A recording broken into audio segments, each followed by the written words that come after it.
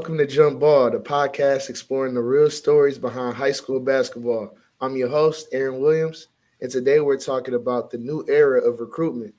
Whether you're a player, parent, coach, or fan, this is your court too, and let's get into it. This episode is sponsored by Elite Edge Training Center, where hoopers go to level up. If you're trying to take your game from solid to savage, this is where it starts. From strength and conditioning to skills work, they've got trainers who care about your goals and your growth. Visit EliteEdgeTrainer.com and use the code JUMPBALL for a free evaluation. Don't just play, prepare to dominate. Today's guest is somebody that I've known for a while, who's seen the game evolve firsthand. He's well connected in the basketball community. Much respect to his YouTube channel, Instagram, all titled Hoop Intellect. My dear friend Keandre, how you doing, bro?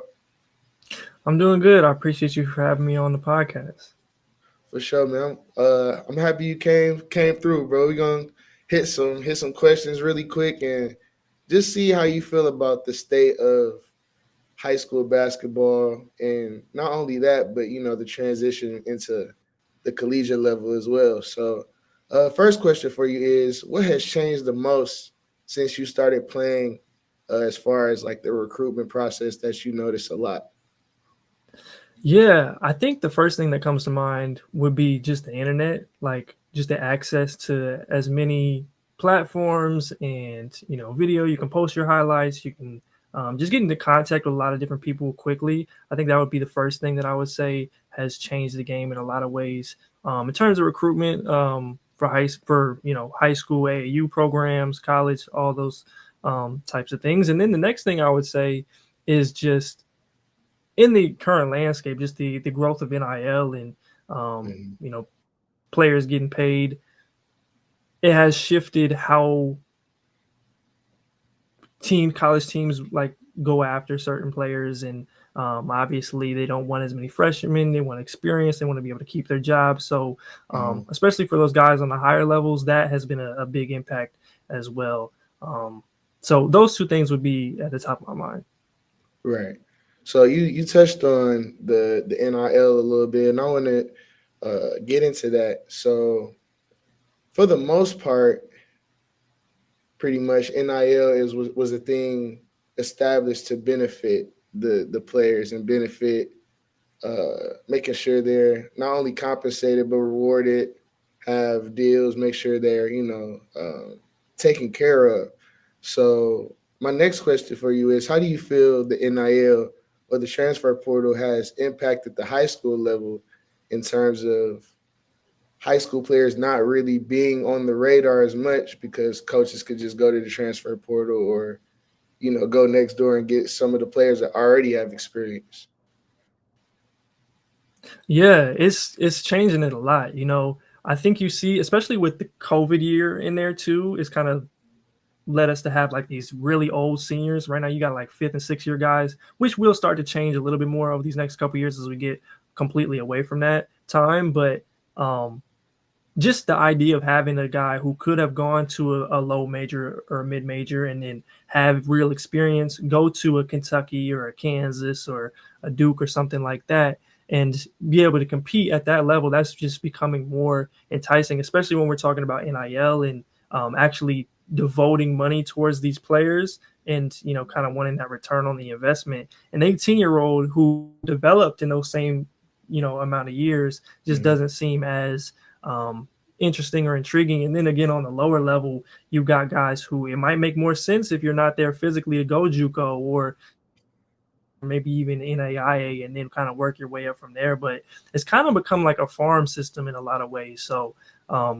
that's kind of been a big effect on the high school level. And it's like if you don't hit certain elements, or if you're not like a top 100 guy, it might Mhm. get a little bit difficult for you. Right. And that's a great point because my next question kind of goes into, the behind the scenes, because I know you deal a lot with the collegiate landscape and you talk to coaches and you pretty much know, just based off your scouting reports and everything, what is needed on that next level. So my next question is, for those players that have what it takes in high school to get those offers to play on that Division I level. What are some of the common things that you see in terms of skill sets that coaches look for in those top tier high school players that you've seen transition well within the college landscape? Yeah, so I think the biggest thing that stands out for coaches is gonna be, it's kind of sound cliche, but it's like all the other things, right? It's like hardworking. Do you come in and take care of business? Or are you no nonsense? You're gonna be out doing, the that kind of get a program in trouble, or those things. They're kind of looking for that stuff first, and have you won? Are you in a winning program? And then in terms of skill set, it's going to be more like, I guess it depends positionally, but it's going to be more like, can you shoot? Can you play a role? Can you do the dirty? Can you defend? Are you a liability? Those types of things are going to be at the forefront, and then everything else from there, just being able, obviously, being able to create. How are you physically? How are you as an athlete? That stuff matters too, but it's kind of like, can you come in and do something at a really high level and then be able to grow from there, and also like just take care of business? How are you in the classroom? Those types of things too. Right, right. And I really admire that because people think you need, everybody wants to score, everybody wants to be the guy, everybody wants to have that stardom. But hearing you say that just proves that you can be effective on the basketball court by doing the other things, by working hard, by getting boards, by locking in on the defensive end. So that's really refreshing to hear.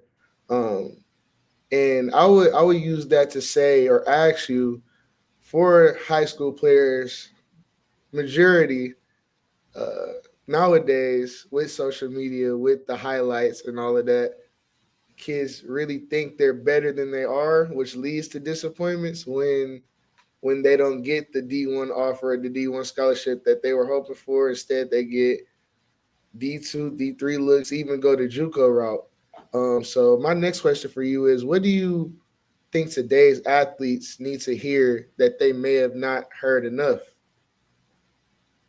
Yeah, that's a good question. I think the thing that they need to hear most, or I think I would even say we, just like collectively, is like, you got to be able to assess what it means to you first, right? So if, as long as what are going at and your goal is still there, then I say continue to go for it and attack the things that you are not good at, right? A lot of times we like to run from the things that we don't do as well. If you can't make a left hand layup, or you can't drive left as hard, we kind of go right all the time, or you can't pull up going this direction. So things like that. That's just a little like microcosm of the bigger picture. But um, just being able to go after the things that you might not be great at is going to ultimately be where the success resides. So I would say, even if it doesn't go exactly according to plan, if it is something that you want to do and you're getting fulfillment out of it, you kind of got to stay the course and kind of attack those things. And in the end, as long as you know that you did your best and you what you possibly could have, it's going to work out. You're going to feel great about it, rather than thinking about all the things that you could have did instead of that. Of course, of course. Man, I appreciate you for coming on here and sharing some insight. You're a brilliant basketball mind. I'm so happy to call you my brother. I'm so happy to see you doing your thing on just, the basketball landscape, scouting reports, all of that. So thank you, everybody, for tuning in to the Jump Ball Podcast with Aaron Williams. Make sure you hit that follow on Instagram at Jump Ball Pod. Make sure y'all subscribe to our YouTube channel, Jump Ball Podcast. Stay tuned for more in-depth interviews, more in-depth talks about high school basketball and the landscape. See y'all next week. Peace.